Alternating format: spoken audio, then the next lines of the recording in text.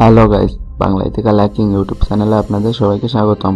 Bangla ethical hacking YouTube চ্যানেলে আপনারা hacking এর পাশাপাশি বিভিন্ন প্রকার ইন্টারনেটের রহস্য সম্পর্কে জানতে পারেন। তো আজকের ভিডিওতে আমি আপনাদের একটি রহস্য সম্পর্কে বলবো, যার নাম সিকাইডা 3301। তো চলুন সিকাইডা 3301 সম্পর্কে জানা যাক। সিকাইডা 3301 ইন্টারনেটের সবথেকে কঠিন ও জটিল রহস্যদের ভিতর একটি, যেটি ব্যবহার করা হয় অনেক মেধাবী মানুষদের খোঁজার জন্য। এটি একটি গোপন অর্গানাইজেশন। সিকাইডা 3301 সম্পর্কে কেউ জানে না, আর যারা জানে তাদের কখনো খুঁজে পাওয়া যায়নি। এই অর্গানাইজেশন 2012 সাল থেকে ইন্টারনেটে গোপন রহস্য প্রোভাইড করছে। এদের একটি উদ্দেশ্য, যারা এই টাইপের কোড ডিক্রিপ্ট বা ভাঙতে পারবে, অর্থাৎ এদের পাজল সলভ করতে পারবে, তাদের এই গ্রুপে জয়েন করানো হবে। যেমনটা বলে, কেউ জানে না কারা এই অর্গানাইজেশনের পিছনে জড়িত। অনলি ধারণা করা যায় নাসা, CIA, অ্যানোনামাস আর US গভর্নমেন্ট অথবা অন্য যে কোনো কোম্পানির সাথে জড়িত থাকতে পারে। তো এটা এখনো ধারণা করা যায়নি যে কোন কোম্পানির সাথে জড়িত। তো এটার শুরু কোথা থেকে হয়, এখন এটাই বলি আপনাদের।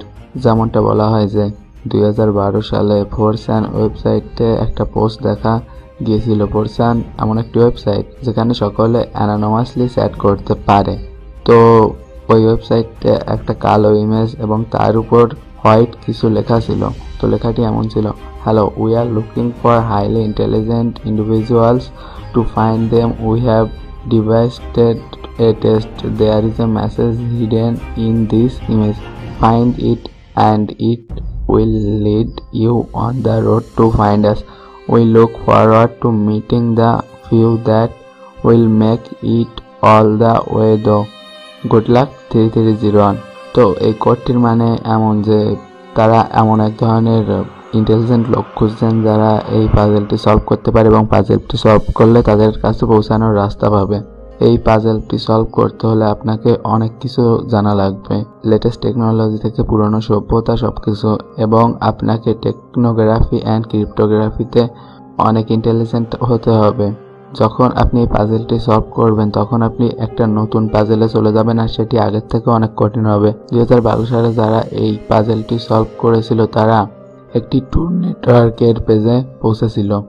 ডার্ক ওয়েব এবং ডিপ ওয়েব অ্যাক্সেস করতে ট্রু নেটওয়ার্কের ব্যবহার করা হয়। যারা ডার্ক ওয়েব এবং ডিপ ওয়েব এবং ট্রু নেটওয়ার্ক সম্পর্কে কিছুই জানেন না, তারা আমার পুরনো ভিডিওগুলো দেখুন। তার ভিতর আপনারা ডিপ ওয়েব এবং ডার্ক ওয়েব সম্পর্কে জানতে পারবেন, অথবা আই বাটনে ক্লিক করুন, আই বাটনে আমি ওই ভিডিওগুলো অ্যাড করে দেব।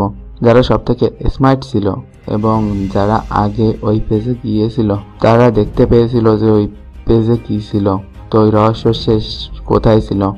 আর ওয়েবসাইটে এর পরে, অর্থাৎ উইনার সিলেক্টেড হওয়ার পরে যারা গিয়েছিল তারা একটি লেখা দেখতে পায়। তো লেখাটি ছিল, we want the best not the follower. তো এইভাবে উইনার সিলেক্টেড করা হয়েছিল। প্রথমে যারা গিয়েছিল তাদের উইনার করা হয়েছিল এবং পরবর্তীতে লুজার। তো এক ইয়ার পরে আবার তারা ফিরে আসে নতুন পাজলের সাথে।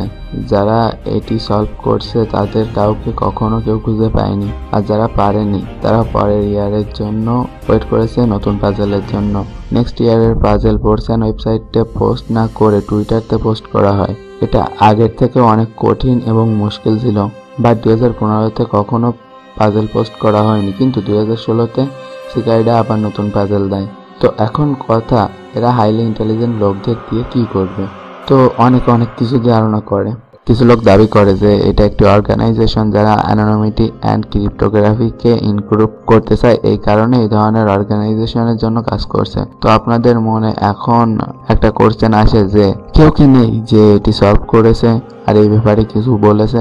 অনেকেই ক্লেম করে যে ওরা এটা সলভ করেছে, বাট ওদের কাছে কখনো প্রমাণ নাই, তাই ওদের কথা বিলিভ করা যায় না।